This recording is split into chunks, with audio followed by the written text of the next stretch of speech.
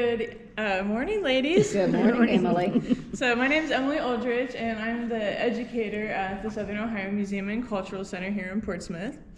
And this is my 9th year as educator, and my favorite out of all our collections, because we are an art museum. So we have about 5 rotating exhibitions of contemporary art every year. So if you come in during different seasons, you will get to see all kinds of different artwork. So we concentrate on artists from the region. Turn it off. I was using the camera. But we also, if we can bring in a show from an artist that is really spectacular from farther away, we'll also try and do that. We also have a competition for local artists every other year, and that is called Cream of the Crop. So if any of you ladies are artists, or you know any artists within 85 miles of Portsmouth, that is a really great opportunity for artists to be able to get their work into the museum. And then out of our collections, which also includes some important historic artists, including Clarence Holbrook Carter, who's our most famous painter from here in Portsmouth. We also have a permanent exhibition, which is called Art of the Ancients, which is over 10,000 prehistoric Native American artifacts. And that is always on display for people to see. And so Shelby asked me to come and talk today about the people that lived here before we did. So we're gonna go way back into prehistory. So we're talking 500 years ago and earlier. And we'll talk about what life was like back then. So I do have some handouts I want to share with you.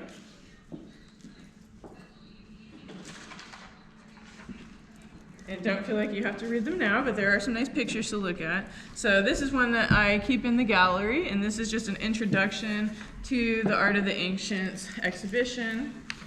So the Art of the Ancients exhibition is made up of artifacts which we call the Wirtz collection, because the 2 gentlemen that collected these artifacts were Charles and Bill Wirtz. So Charles Wirtz was the dad, and he was alive in the late 1800s when they first started excavating the mounds. And when the state of Ohio came down and started to do archaeological work, he was consulted in that, and he was also part of those excavations. And then his son, William Wirtz, continued his passion for collecting this material and added to the collection. So Charles Wirtz's portion of the collection was gifted to the city of Portsmouth in 1926 in order for it to be put on display for the public for free. And so the city of Portsmouth actually kept it in the public library. So some of you may remember seeing the cases of artifacts at the Portsmouth Public Library at the main branch, and those were part of Charles Wirtz's collection. So in the 1960s, the library wanted to expand their collection of books, and Charles Wirtz had put a clause in his gift to the city that if at any point they didn't want to display it, that it would be returned to either him or his heirs. And by the 1960s, he had passed away, but it was given back to Bill Wirtz. And Bill Wirtz kept the collection in his house for many years, and he and his wife decided that they wanted to carry on his father's legacy by making this material available to the public again. And so they gifted it to the museum, and the exhibition opened at the museum around 2005. And so it's always on display there now. So I've been doing research on the collection. So when the collection came to the museum, there was a limited number of pieces. We knew it was local, but we didn't know exactly where everything came from. But what was really neat was, unfortunately, Madeline Wirtz, who is Bill Wirtz's widow, passed away in 2014. But the contents of her house were gifted to the Portsmouth Salvation Army. And what they found among those contents was a small metal box that was a card catalog of Charles Wirtz's portion of the collection. So the Salvation Army gave us that catalog in 2016. So now out of the 10,000 some objects, we know where about 1,000 of them originated here in Portsmouth. So I've been working on putting a book together about those artifacts and how they relate to the earthworks that were here in Portsmouth. So I also passed out a map to you. On the back side of that is a map that was created by Dr. Hempstead, who was a physician here in Portsmouth in the early days when they settled it. And you can see the Ohio River there coming across the page, and the Scioto River coming down from the north. And where those intersect, you can see how small Portsmouth used to be. So that was kind of the extent of the major streets and roads. And kind of in the center, you can see that there's a circle that surrounds these two upside down horseshoes. And one of those is the East Twin Horseshoe Mound, which is still at Mound Park. So the city built over the majority of the earthwork complex. And then also on the back of the Ancients handout, there's also a map. So there were two gentlemen named Squire and Davis that put together the Smithsonian Institution's first book, which was Ancient Monuments of the Mississippi Valley. And this map was published in that book, so it kind of gives you a little more simplified version of what was here. And that map was published in 1848. So you can kind of see the comparison of the two. Hempstead's map has a few more of the earthworks on it than the one that Squire and Davis made, but that makes sense because he was local, he lived here, he knew where more of them were. Squire and Davis came through. Davis was a resident in Ohio, but he lived more in central Ohio, and Squire wasn't from here either, so they were able to use information from people like Dr. Hempstead to put together their map. And on the other side was a map that I've been working on, which kind of shows you some of the sites that are associated with the museum's collection. And so on the green side, the base map I pulled off of Google Maps, and then all the red lines that I added to it are mounds in the area. And this map kind of takes up, like from top to bottom, is about 12 miles. And through my research, I actually discovered that the Portsmouth Earthworks Complex at one point in time was the largest prehistoric earthen mound complex in the entire world. So that's a big claim to fame. There are portions of it that are still left. Yes. Yeah. So we know the horseshoe mound's still there in Mound Park. There's another little conical mound in Mound Park that's pretty low, but that was on the early maps and was part of the earthworks. And then across the river in Kentucky on private property, in South Portsmouth is Portsmouth Group A, which is the Old Fort earthwork. That's the largest prehistoric earthwork in the state of Kentucky. And that's considered Group A. So the recognized groupings in Portsmouth go A, B, C, and D. So A is down in South Portsmouth, Kentucky, which is to the west. And then B is the Horseshoe Mounds. That's on the Hilltop neighborhood in Portsmouth. And then C is over in Siloam, which is South Shore, and that was the Temple Mound, and so it's kind of concentric circles of a mound. And then D is a little smaller, and that was also in South Shore. But what's interesting is from Group B, there were it was kind of like the hub of the wheel. So like there was a circle that surrounded the horseshoe mounds, and then off in the intermediate directions, which is northeast, southeast, southwest, and northwest, were these lines of embankment which made pathways that connected the different groupings of the earthworks.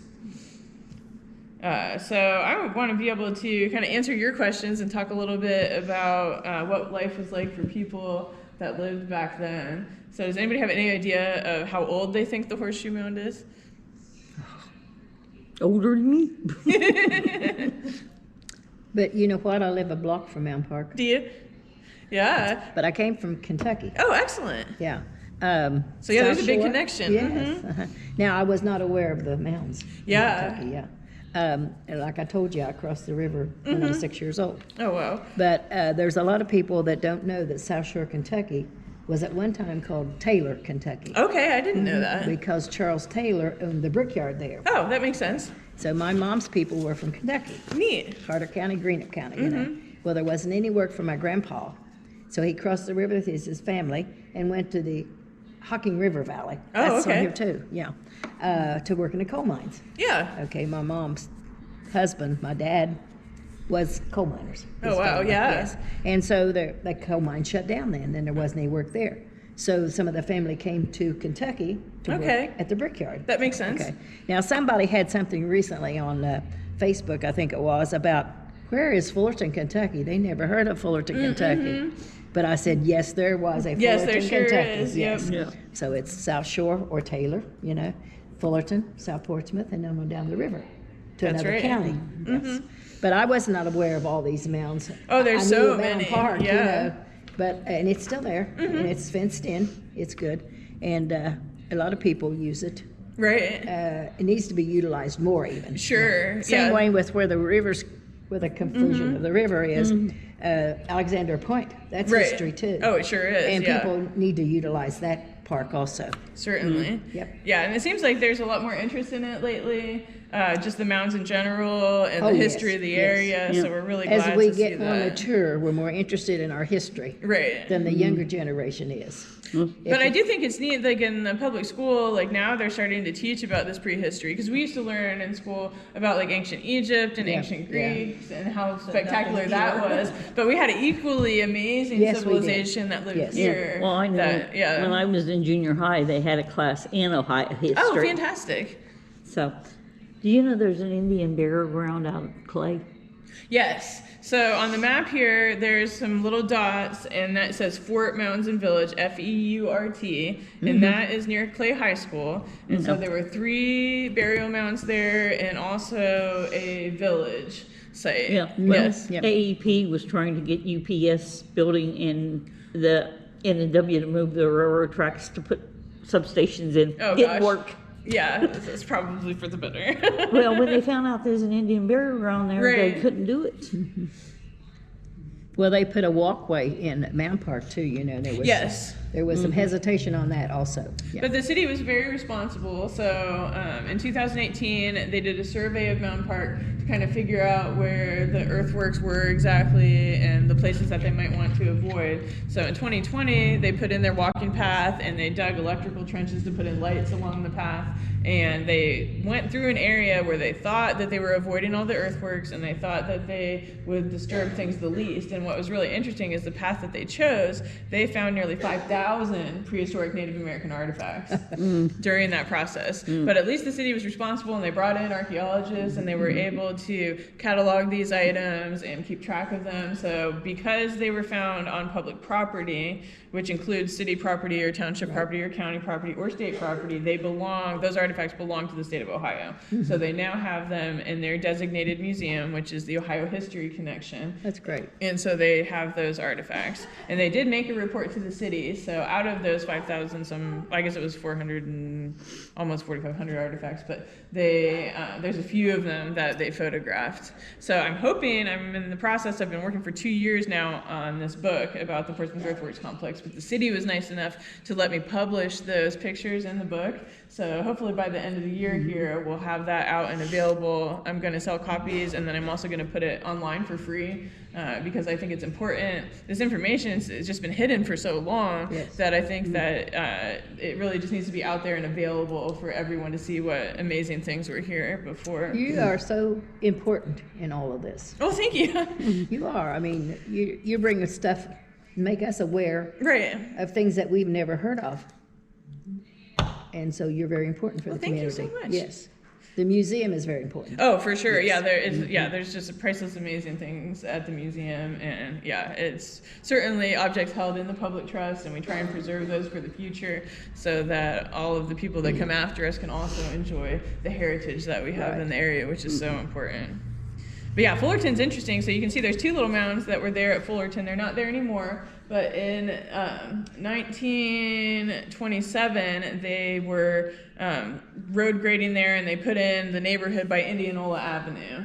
And during the process, they were grading the road for the street, and they discovered things in those mounds. So they had an archaeologist named William Webb who worked for the state of Kentucky. He came up and did what they call a salvage excavation. So it wasn't like the most professional excavation that was ever done, but they came and tried to document what was there and preserve some of those artifacts. So he published a report in 1927 and 1928 about those artifacts. And we actually have one ceramic jar that's in the museum collection that came from that excavation. See where those 2 red dots are? Mm-hmm. That's just about where I was born. Was it really? Oh man, how cool is that? After the 37 flood. I said it was Yes. after Noah's flood, but it was Yes. after Noah's flood. It was after, a little bit later. The flood in 37 was in January, and I was born in March. Oh wow. And so about where those little red dots are that says Fullerton Mounds, that's about where I was born. That's really neat. And it was in 27 that my mom and dad came to Kentucky. Oh, so right when they were putting Fullerton together Yes, there. How yeah. neat.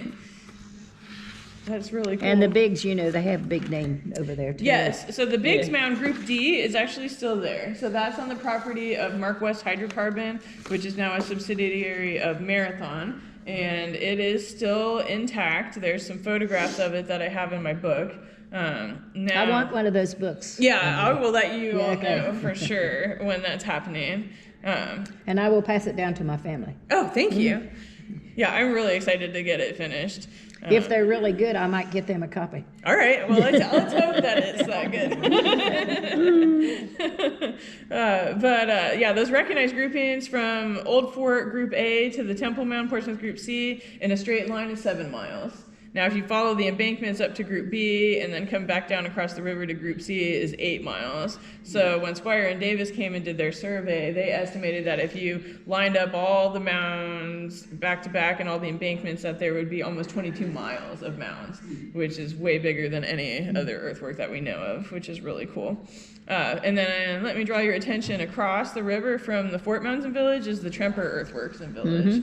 And out of those earthworks, we have remaining the Tremper Mound. So it was excavated by the state of Ohio back in 1915, and they found an amazing amount of material there. They think that it was built on top of what they call a charnel house, which is where they cremated their dead and processed bodies there. So they estimated that there were about 400 individuals whose remains were found in that mound. They found a structure underneath it, post holes, 600 post holes, Oh, my with some goodness. little rooms where they had a workshop where they were making artifacts out of mica. So I'll pass this around. Mica is a mineral that comes from the southern Appalachian Mountains. And so we're talking about Georgia and North and South Carolina. And you can see that it's very thin and it's really shiny. So they would bring it back and make things like mirrors and ornaments out of it. And It's amazing, isn't it? I don't think we'll pass this around. I think you can see it. Yeah. Okay. You know, it's kind of fragile. It's a little fragile. Yeah. But it's really neat. So at the Tremper Earthworks, there was also a square that was 400 by 400 feet. We don't know exactly where it was located, but we do know that one corner of it came in contact with the Ohio and Erie Canal, because when they were digging the canal, they said they found wagon loads of mica. Big 2 foot by 2 foot sheets of mica, so many that it would fill up more than one wagon load of a horse cart. And so you're thinking about people that traveled hundreds of miles to obtain this material, and then not just obtain it, but like huge quantities of it. And you could take your canoe down the river, but like you're gonna have to walk back. So they had some pretty serious either trade routes or traveling that was going on, and their trade network stretched across the continent. So it was really impressive at a time when they didn't even have horses. We're well aware of that canal because it's on the west side. Yes. Yes. Yeah. There's a lot of history there, and you know, we had a local attorney, Charlie Brown. Yes. That was, you know about him. I do, Yes, yeah, okay. yeah. And he evidently at one time donated Raven Rock to the county. Yes. Or Yeah, and that was such an maybe. important place. Yes, So it we're was. so excited and about he that. had a big collection of flints and all. Oh, I didn't know He did. that. He did, and it was probably passed down to somebody. Right, probably You his know the family. name Eli, shoot, I can't figure his name. I'll think about that in a minute. But anyway, he has a lot too, Eli. And there was a fella just right across the street from Mound Park that, McGinnis. was Yes, his Steve name. McGinnis. Yes. Yes, He I knew had a Steve lot of collection, McGinnis. too. Yeah, yeah, he was an amazing guy. He helped to organize, up until the pandemic, they had the Native American Heritage Festival at Shawnee State University every year, and they'd busload, I mean, it was like 6,000 or 7,000 kids in from different elementary schools and middle schools, and they would teach all about Native Americans up through prehistoric and historic times, and it was just an amazing event, and that was something that The Steve other McGinnis fellow I was organized. mentioning is Eli Allen. Eli Allen, yes. I actually graduated with Eli Allen. Did you really? Yes, he's Oh, my goodness. amazing. He's one of He's our a most swell. important historians yes. in the area. He's the one that goes around and cleans the tombstones. markers and whatever, everywhere. He travels everywhere. Yeah, he is great. And he's such a nice person. He really is. He's an Allen. What do you expect? And then he also You're has not a related to him, website. are you? If you haven't seen it, I it's don't called know. I don't think so. Probably. No, I know his family, so I don't think so. Well, there's 2 branches of Allens. Okay. And But it all anyway, went back to Eli Civil is War. very interested in history. Oh, yes. Ohio, Kentucky, both. You know. Yeah. Yeah, he is an amazing asset. Yes, he is. So if you haven't seen it, if you go on the internet, and his website is called wanderingappalachia.com, and he's got a ton of area history and prehistory available. And he's done a great amount of research, and he's wonderful. So back to my initial question about the Horseshoe Mountain Mountain Park. How old do we think it is? Oh, 600 years old. Getting closer. So they think that mound was around when Jesus walked the earth. Wow. 2,000 years ago. 2,000 years ago. Oh, my Yeah. goodness. We Yeah. walked where Jesus walked. Did you really? I Did you get to did. go visit? That's I did. amazing. That's amazing. Yes, it was. We were 10 days in Israel and Wow. 6 days in Egypt. Oh, that would be And fantastic. people would say, "What did you like the most there?" I don't know. I liked it all. I was just absorbing as much as I Right, could. right. Yeah. We were in the tombs. Wow. Every place that was historical, you know. That's And amazing. they have a story to tell you. Oh, of for course, you sure. know. Yeah, But that would then be an in awesome the, trip. then in Egypt, we were on a felucca on the River Nile, Oh, really? and I went in a pyramid. Neat. That's so neat. So, yeah, that's great. Yeah, That's so we're amazing, talking isn't it? kind of about the same time period Yeah. here. That I didn't realize that. Yeah, yeah. My goodness. So the people, they call them Hopewell, that built most of these earthworks, and they named them Hopewell because the mound that they excavated that they used to type the site, like that had the artifacts in it, belonged to a guy named Mordecai Cloud Hopewell in Chillicothe. Oh, yeah. And so a lot of times these prehistoric people or the sites get named after whoever was the landowner at the time. So same thing. Was connected with Yep.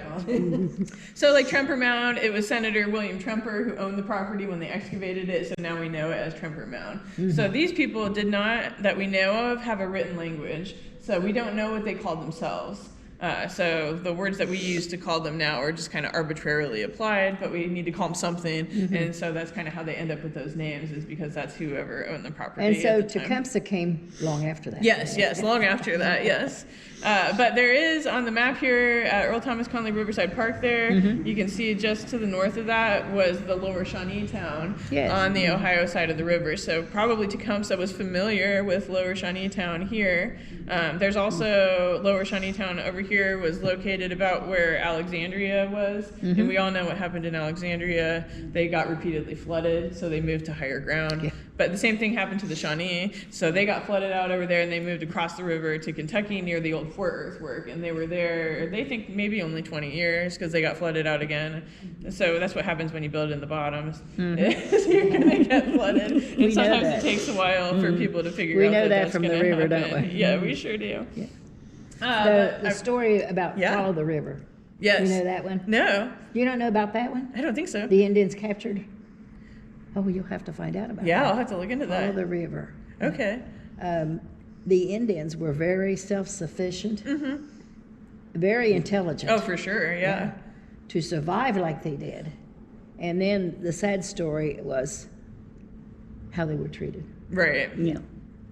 Yeah, it is unfortunate because they think that the Shawnee came here in the 1730s and they were driven out by the late 1750s. So they didn't really live in our area for that long because of all the fighting that was going on. Part of our murals has that history. Yes. Yeah. And I'm not Actually, as the- big on the historic part as I am the prehistoric. Yes, yeah. But I do find it all very fascinating. I need to certainly is. learn more about the time when the Shawnee were here as well. Where, I see Turkey Creek. Yeah. Where is it located, a mound down around Turkey Creek? So that's Turkey Creek embankment. They call the Turkey Creek earthwork. So they think that maybe that was at least semi-natural. So just the sandbars from when the river floods and recedes, the way that the land is there. It's about 2 miles long, and they said originally it was about 25 feet above the surface. But the geologists that came through said that they thought it was natural. But on top of that embankment was a 6-foot high mound. And they think there are remnants of it still there. And then it was about 200 feet across. And then there were also 2 little semicircle scoops into the embankment on that northwest side, and those were about 200 feet across also, and they think those were man-made. Well, I live down on Do you? 125. Okay. That's why I was wondering. That's amazing. where Yeah, it was so located. like the end of it there would be right before you turn on to 125, and then, well, I guess no, 125 would be down here. So this would, it stretched from like before you get to 125 all the way down to almost the marina. Oh, that's a long stretch. So yeah, it is a Yeah. long stretch. Yeah. Yeah. Yeah, and Eli actually got a really great drone photograph of There you it go. over 4th of July. So it's like way up in the air, and you can see the whole embankment with the sunset. Yeah. So that'll be in my book. So. Eli's good. Yeah, he's also an amazing photographer in addition to being a historian. So yeah, some really neat earthworks. Eli took part of that history that he has Yeah. to Greenup, Kentucky. Oh, good. And did a presentation for the Greenup County Oh, Genealogical excellent. Society. Yeah. Yes, Yeah, he's just a wealth of information. he is. One of the things that they found at Mound Park were pieces of obsidian. So obsidian is volcanic glass, and they've done studies on it, and they think that the pieces that were found at Mound Park came from Yellowstone. So that's 1,500 miles away, and that just shows you how extensive their trade network was. That's different. We'll pass this one. It's not so quite Yeah, so it's not fragile. so fragile. But yeah, the part of the story of the complex is just how long people have used it. So they think people have lived here before the mounds were built since the end of the Ice Age. And then they started, the oldest mound we have in the whole complex is the Scioto County Infirmary mound. So the Scioto County Infirmary that was built in the 1800s over near Carey's Run, it's not there anymore, but it was built on top of a mound, which they probably didn't even realize at the time. They've tried to preserve that through the years. They but have, hasn't and it always is happened. still there. They Yeah. did a partial excavation of it in the 1980s. Isn't there a cemetery there too? I think Eli had some. Yeah, the photos of it, cemetery is across the road in Earl Thomas Conley Riverside Park. They have the Pauper Cemetery. Okay. But they did find, during their partial excavation of the infirmary mound, the remains of 47 prehistoric individuals. And the county allowed the local group of Cherokee to hold a reburial ceremony. So they reburied them in the Pauper Cemetery in the 1980s. So if you go over there and check it out in Earl Thomas Conley Riverside Park, it's kind of on the west side of the park. But you'll see the headstones for the Pauper Cemetery, and then there's a marker there for Kalanu Native American Cemetery, and that's where the prehistoric people were reburied. But yeah, the Scioto County Infirmary mound, when they excavated it, they think it's older than the rest of the complex. It was the Archaic period. So the Archaic period was thought to have been about 8,000 BC to 2,000 BC. And a lot of the artifacts they found there were anywhere from 4,000 to 3,000 BC, they think. Amazing. Yeah, it is amazing. Just the things that are, oops, I put that one in the wrong bag. So some of the pieces that we have in the museum collection were found near, in the hilltop area. One of them is what they call a breastplate, and it is made out of copper. So we've got, you guys kind of know what copper is, it's in a penny, but it comes in little nuggets. And so they would dig copper in prehistoric mines up in Michigan around Lake Superior, and then they would also find copper in those same places where they would find mica in the southern Appalachian Mountains. So they would bring back copper. They don't think that they had technology to heat it and smelt it, but they would hammer it cold, and they would make ornaments and bracelets and rings and things like that out of it. So we have a whole case in the museum collection that's just filled with copper, and we know that it wasn't from around here. So some of the other exotic materials that prehistoric people used a lot were shells. So obviously here by the river we have a lot of mussels and shells, and you guys can pass that around if you're interested. So there was a lot of material that they would make into pendants and things for ornaments and necklaces. But in addition to that, we find a lot of marine shell. So someone either had to travel or trade to the Atlantic Ocean or to the Gulf of Mexico to obtain that material and bring it back, and we find that in the mounds. And sometimes we even find whole seashells in the mounds. So when they were digging the Ohio and Erie Canal, and they were moving the mouth of the Scioto River, which used to be further to the west, so they cut it straight through at Portsmouth there, they found several large marine seashells. What time you got, Shelby? Am I talking too much? No, Just checking to see if it's important or not. Ooh. Move that chair, that one chair. Yeah, we can move this one out of the way. Maybe I want to trim. So we also have hardstone tools. So these ones are made out of things like granite and basalt, and they would have been used in practical situations. So this is the older version here. We've got what they call a grooved axe. So it would have had a wooden handle, but what happens to a wooden handle when you bury it in a mound for 2,000 years in our climate? Not gonna last, yeah. So we don't find those parts, but we do find the rocks. And so it had a groove here, so they would oftentimes take a stick that went around the outside and lash it at the top and bottom to hold it on. But then as you use this axe, there's two things that happen. The bit would get dull, so you'd have to stop every few hours and sharpen the bit. And so when they start out, these are much longer, and then we end up getting them where they're really small, where they're almost not usable anymore. So they really use their tools as much as they could. And then it would get loose in its binding, and they'd have to relash it. No, that's okay. We'll just look. Okay. And then, did I not bring a cell? So later they had, they could make it out of the same material, but it was more like this. It had a sharp bit on one side, and then there wasn't any groove in it. And they call that a cell or a kel. And this was technological advancement. So this would be embedded into the handle, so when you used it, it didn't loosen up, it would get tighter, and so you didn't have to relash it all the time. And then the other part, they said that the Cherokee would actually embed these into a growing tree branch, so the tree would grow around it, and then later they'd carve the whole handle out of that branch. Oh, they were smart, weren't They they? were very clever, huh? Yeah. This one might be my favorite, because I feel like if I found this, I wouldn't think it was anything, it just looks like a rock. But somebody very carefully crafted this to fit into the palm of the hand, and they could use it as a hammer. It didn't have a handle. They call it a hammerstone. Huh. That's neat. And then this is an example of a pestle. So usually there was a mortar that went with it where you could grind nuts and berries and acorns and different things that they would eat back then. So at the time the mounds were built, they think they did a very limited amount of farming. And then as time went on, farming became a more dominant part of their diet, especially corn. Mm-hmm. Which when corn is a small amount of your diet, it's healthy, but if it's all you eat, it can cause problems. Yes. And they did find some of those problems that we found like in the South in the early 19th century when people just ate corn and they'd have problems, things like pellagra, which is a disease which causes like dysentery and death and skin problems, and that's just because they didn't get all the protein they needed in their diet. And we find the same thing with prehistoric people. So you guys might want to actually pass these around because these are cool. So this is all prehistoric pottery that came from the Fort Mountain Village. So each piece of this pottery is about 1,000 years old. And I just think it's neat to hold in your hand something that somebody made that long ago. I collect rocks sometimes. Yeah. Not necessarily Pretty much color prehistoric, on but that one.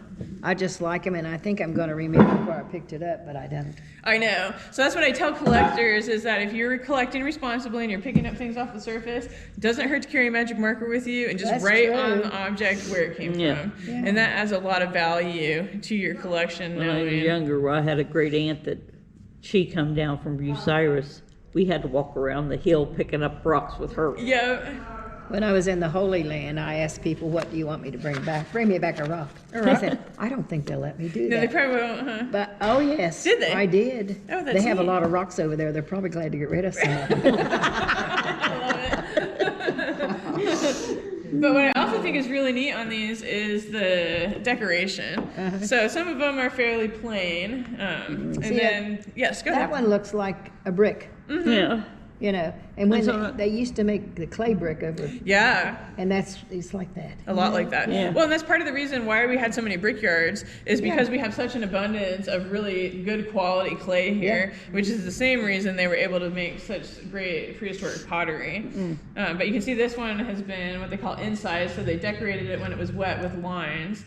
If you look at the backside, a lot of times you can see those little white flecks, and we know that this is late prehistoric pottery, about 1,000 years old, because at that point in time, they started using the technology of burning shell and adding it to the clay so that when you fire the clay, it doesn't crack or stretch.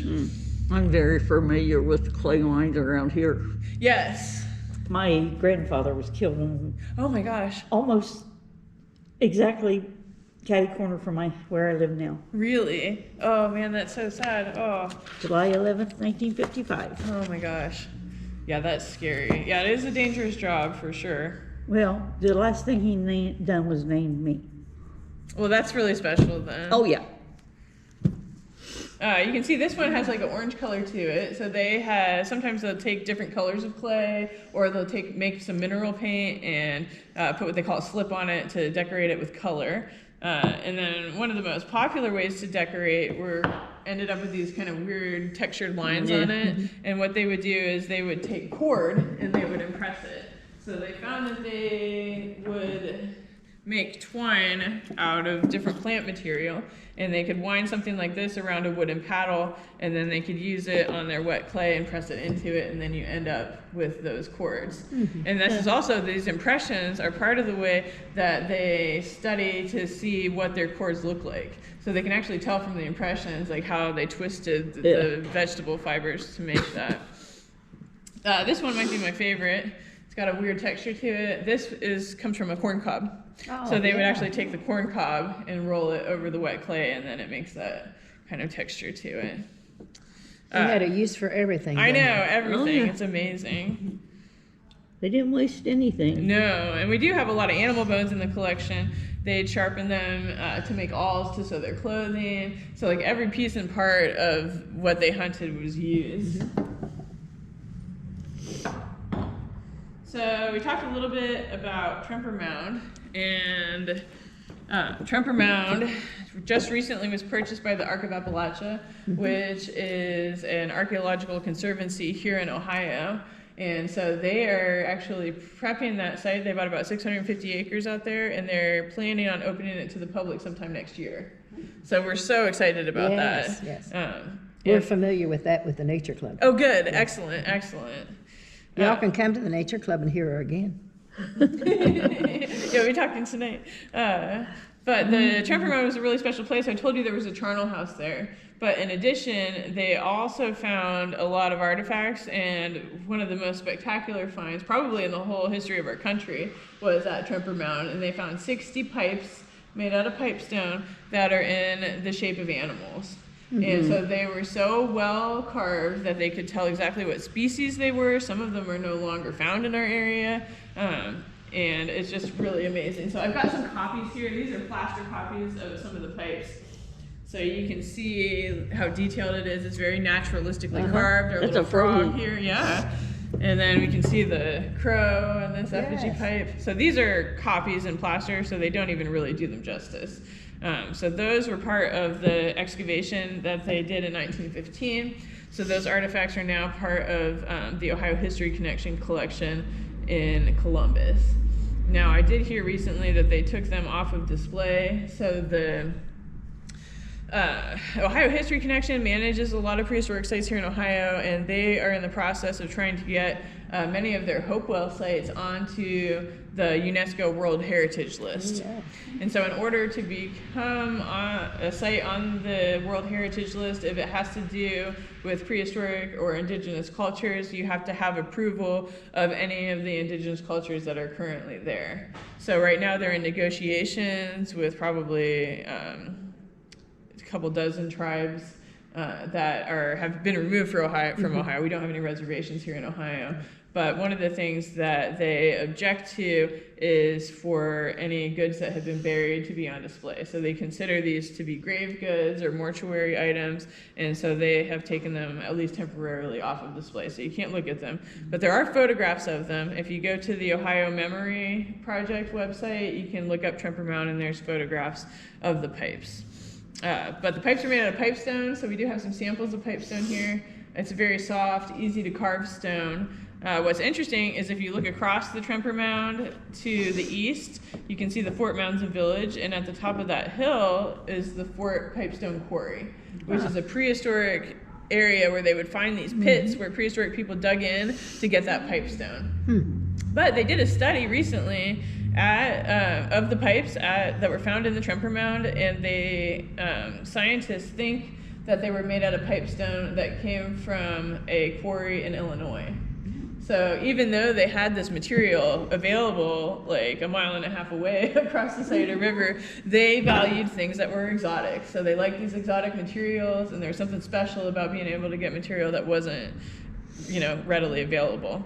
I don't ever remember hearing Schisler mounds.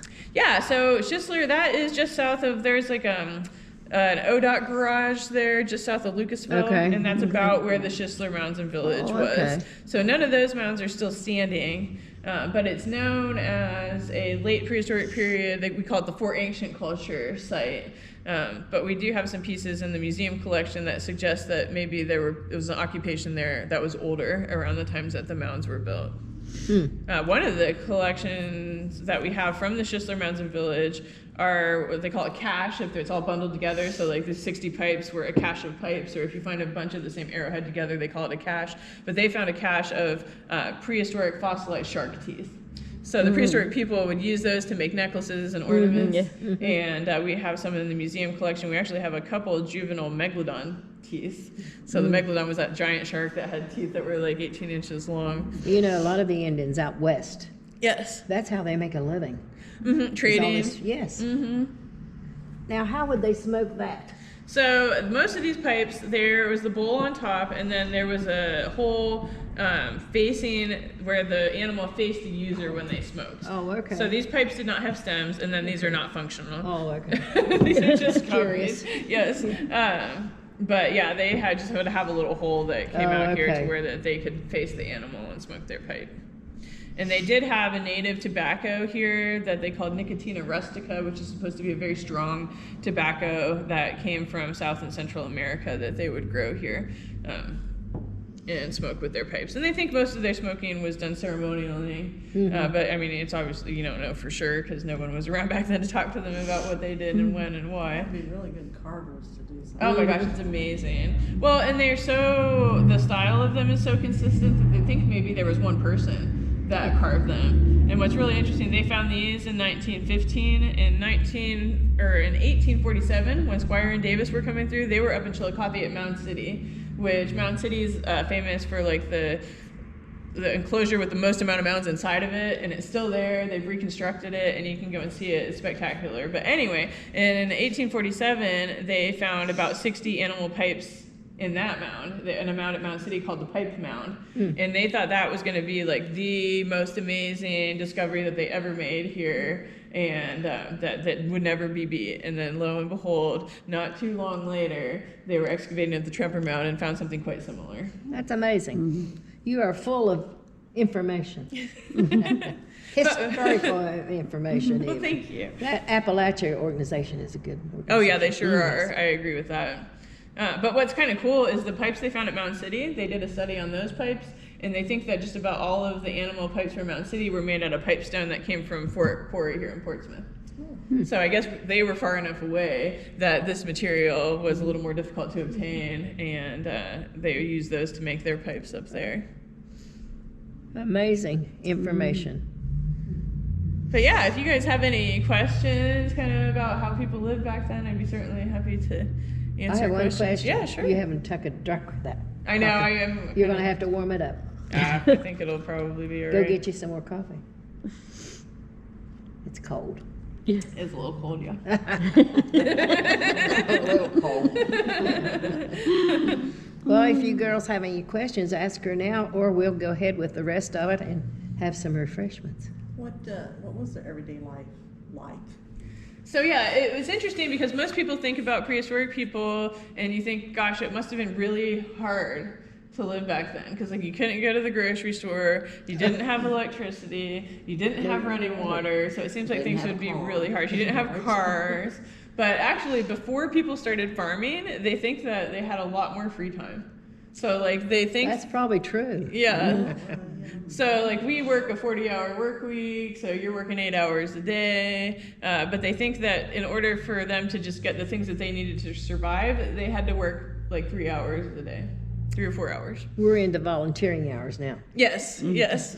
So yeah, they had plenty of free time in order to socialize. And one of the things that we find at the museum, we've got a whole case of things that we think were recreational. So there's gaming pieces that we find. They have little discs that they think were game pieces. They had games that they played. We've got stone balls that we think that they used for games. We find Stone balls.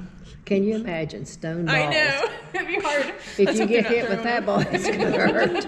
Better look out, buddy. Yeah, I don't think they were playing baseball with them. Let's hope that they had a different kind of Well, game. you'd have to have a stone bat to hit it. Did they do a lot of foraging though? for Yeah, so food they and did. stuff? The archaeologists say that the items that they find the most are actually acorns. So you can't eat a raw acorn. You have to soak it in water or boil it to get rid of the tannins. But one of the most common items that they ate were acorns. They ate a lot of black walnuts. They ate a lot of butternuts, which are the white walnuts. And then they also had a group of plants that they cultivated. So one of them they call goosefoot or lamb's quarters or chenopodium, which it just had kind of these rough seeds that you could grind up, but it was very productive. And they actually had a version of the plant which was domesticated that had much larger seeds that is extinct now. But they have found the seeds so that they know that the people domesticated it. But they would harvest maygrass and little barley so they could make greens and breads and porridges very similar to what we make now. And one of the coolest discoveries that they found at Mountain Park in 2020 is they found remains of charred food crust. Really? So they think that they were using those seeds and nuts to make like a tortilla, basically like a little flatbread, and that they were cooking it there at Mountain Park and And it was eating preserved. Yeah, isn't that amazing? It's amazing. Yeah, it's Yes, very rare yes. for that to happen. Well, you know, they used a lot of stuff to make medicine too. Right. That's very They all, true. each tribe had a medicine man, didn't they? Yeah, that's what they think. We used to eat sour grass. You remember? You can't do it so much anymore because dogs Oh, people run put- loose or yeah, whatever. But we used to chew on that sour grass. Remember? My mom was always anxious for spring to get out and pick the greens. Yep. She knew greens. I know dandelion, but that's about it. Yeah, dandelion's good, and violets you can Yeah. eat. So yeah, there's a lot of They greens. say don't get rid of the dandelions. We need We them. used to suckle on honeysuckles. Oh yeah, that's one of my Yeah. favorites. I still do that if I come across it. Used to go out and pick honeysuckles and suck So them. let me ask honey you, out of it. Emily. Yes. Where are you from originally? So I was born in Miamisburg near Dayton, and my dad was a medical doctor in the Air Force. So we moved around a lot. So for a brief period, I was a resident of Cleveland, and then we lived down south in Alamogordo, New Mexico, and I lived in San Antonio, Texas. I actually moved to the west side from El Paso. Huh. But I graduated from Portsmouth West and Shawnee State University, so I consider Portsmouth my hometown. Yeah. Yeah. You've had an amazing life, haven't you? It's been really great. Yeah, I can't complain. I've been blessed. Well, we're blessed you're here. Well, thank you so much for having me. It's been really fun. Great. Well, your cohort at the. Yeah, Charlotte is great. Yes. Yeah. She said, call, talk to her. Yeah. Well, I'm glad that you did.